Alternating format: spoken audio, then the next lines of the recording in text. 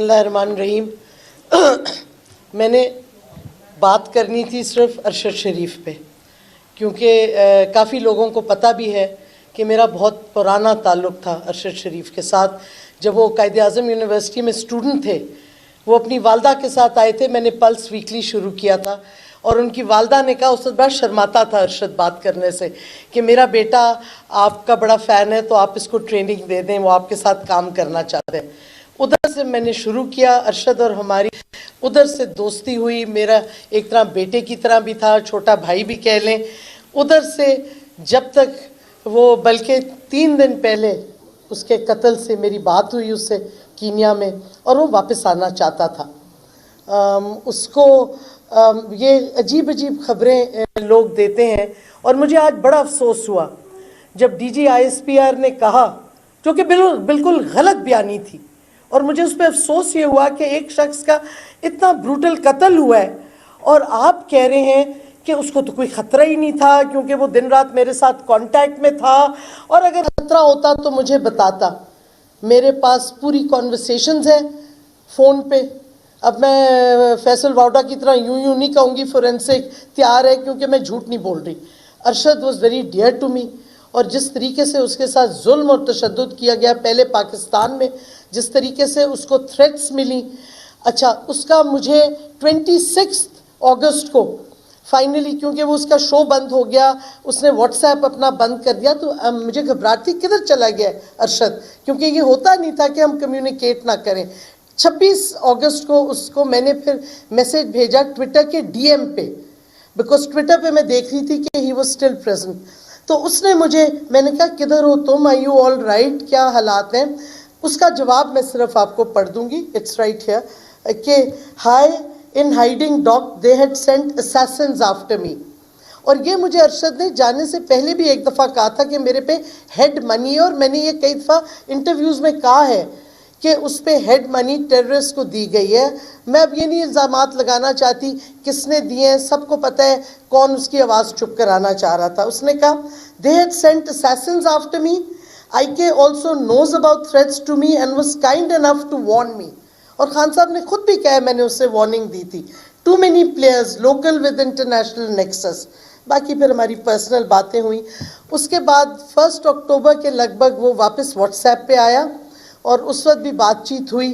اور میں نے اس وقت صرف اتنا پوچھا تھا کہ تم جو ویلاگ ہروس کر رہے ہو اور جو بیک گراؤنڈ تمہارا ہے، اگر تم ہائیڈنگ میں ہو تو اس بیک گراؤنڈ سے لوگ ٹریس نہ کر لیں تم کدھر ہو. مجھے کیا پتا تھا کہ آلریڈی لوگوں نے ٹریس کر لیا تھا. لیکن یہ کہنا، ایک شخص جس نے آرمی پہ اتنی ویڈیوز اور پروگرامز بنائے، جس کے مجھے یاد ہے ابھی تک وہ دن when his father died of a heart attack، اور پھر اس کا بھائی جو آرمی میڈیکل کور کے ڈاکٹر تھے، آتے ہوئے ان کا ایکسیڈنٹ ہوا. وہ دن مجھے ابھی تک یاد ہے جب ان کے گھر گئی. اتنی انہوں نے سیکریفائسز دی، اور آپ آج بیٹھ کے کہہ رہے ہیں جی کوئی تھریٹ ہی نہیں تھی ارشد شریف کو، نہیں تو وہ مجھے بتاتا. اس کو کون تھریٹن کرتا؟ اس کے فیملی میں. تو یہ تو صحیح بات ہے، غازی اور شہید بھی بہت ہیں، ہم ان کی عزت کرتے ہیں. خیر، عزت تو آپ نے کیا دکھائی، اس کی شہادت آپ نے کروا دی. اس کو بروٹل ٹارگیٹڈ مرڈر جس نے بھی کیا ہے، وہ وہی ہیں جنہوں نے تھریٹن کیا. اور اب ہمارے ادارے کہہ رہے ہیں جی کوئی تھریٹ ہی نہیں تھی، یعنی کہ ایسے ہی وہ چلا گیا. اب پتہ نہیں کدھر الزامات. کل فیصل واڈا نے جو بیہودہ پریس کانفرنس کی، خیر اس کا تو سارا کریڈیبلٹی رانا سنالو نے خود ہی ختم کر دی جب اس نے پریس کانفرنس کر کے بیسکلی بتا دیا کہ ہاتھ ان کا تھا پریس کانفرنس میں، اور شاباش دی اور سارا کچھ پریس کانفرنس کو.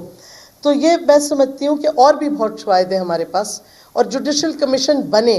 حالانکہ کمیشنز جو بنی ہیں، دیکھیں حامد میر کے قتل پہ بھی، وہ قتل نہیں سوری، اس کی جو گولیاں لگی تھیں، بڑی پاورفل کمیشن بنی تھی، پتہ نہیں کدھر چلی گئی رپورٹ اس کی. اور بھی کمیشنز بنی ہیں، اور جو بننی چاہیے کمیشن وہ بنی نہیں، جو کہ سائفر پہ بننی تھی. اتنی امپورٹنٹ بات، ملک کے ساتھ ایک سازش ہوئی ہے اور آپ اس پہ ایگزامن ہی نہیں کرنا چاہ رہے. تو ارشد شریف کے ساتھ اس طرح نہ کریں کہ اس کی شہادت کو آپ کنٹروورشل کر دیں، کہ اس پہ سوالات اٹھائیں اب جبکہ وہ شخص نہیں ہے جواب دینے کے لیے.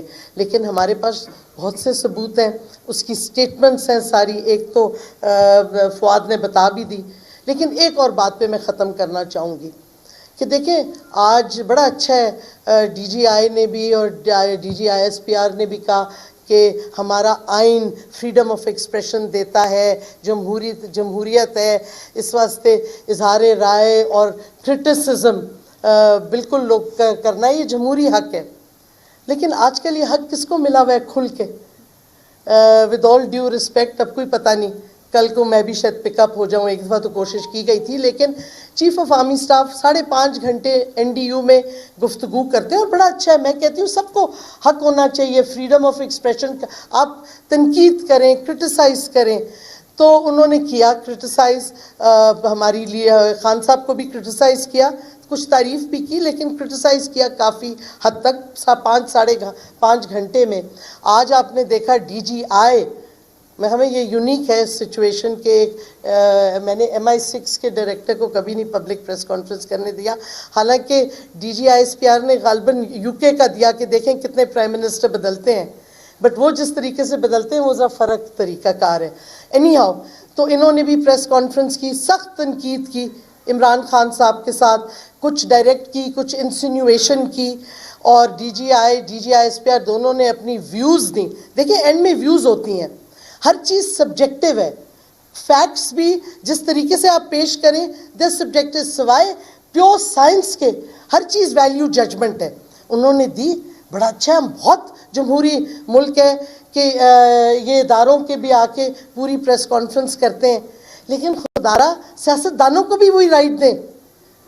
اعظم سواتی کے ساتھ جو ہوا وہ اور بات ہے، آپ اگری کریں ڈس اگری کریں ان کی ٹویٹ سے، لیکن جو اس پہ فزیکل وائلنس ہوئی، جو کسٹوڈیل ٹارچر کیا گیا ایک ٹویٹ کی وجہ سے، اگر آپ لوگ 5 گھنٹے اور 3 گھنٹے پریس کانفرنسز یا پبلک ٹاکس کر سکتے ہیں جس میں سیاستدانوں کی تنقید کرتے ہیں، تو ہم سیاستدان ہیں، ہم قوم کو ریپرزینٹ کرتے ہیں اور ہم پھر بھی کچھ نہیں بول سکتے. بچ بچا کے کوئی الفاظ کریں، خدا نہ خواستہ کسی لیڈر کا ملٹری لیڈرشپ کا نام غلطی سے لے لیں تو سیڈیشن لگ جاتی ہے 1248 جو کہ کلونیل قانون ہے.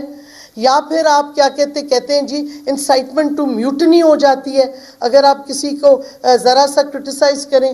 میوٹنی کا الفاظ دیکھ لیں آپ ڈکشنری میں، اس کا مطلب ہے کہ آپ ایکچولی فوج کے سپاہیوں کو اکسا رہے ہیں کہ آپ اپنے فوج کے کمانڈر کو ڈس اوبے کریں، پھر جا کے میوٹنی ہوتی ہے.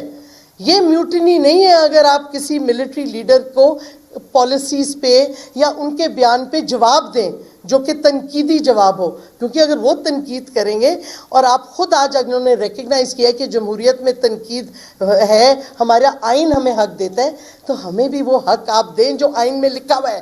ہمیں بھی تنقید کرنے دیں، ہمیں جواب دینے دیں جو آپ ہم پہ تنقید کرتے ہیں، ہم سے بھی سنیں، اپنے میں وہ رکھیں کہ آپ کرٹیسزم لے سکتے ہیں.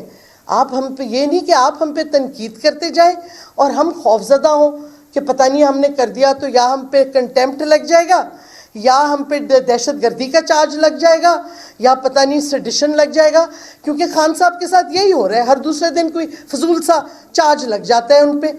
اور کس لیے لگتا ہے؟ کیونکہ وہ ایک اپنی ویو پوائنٹ دے رہے ہیں. آپ نہیں اگری کرتے، ہم کئی چیزوں سے نہیں اگری کرتے جو آپ نے کہی ہیں، لیکن یہ ہمارا حق ہے. اگر آپ اس میں بلیو کرتے ہیں اور پاکستان کی جمہوریت میں بلیو کرتے ہیں تو ہمیں حق دیں وہ بات کرنے کا اور تنقید کرنے کا. اور یہ نہیں ہو سکتا کہ آپ ہمارے لوگوں کو اٹھا کے کسٹوڈیل ٹارچر کر دیں کیونکہ آپ کو ان کی تنقید نہیں پسند آئی. آپ کورٹ میں لے جائیں، چارج کر لیں، ہم یہ نہیں کہتے. اور آپ اپنے شہریوں کو جو ڈسپیئر کر دیتے ہیں، یہ نہیں ہمیں ایکسیپٹیبل.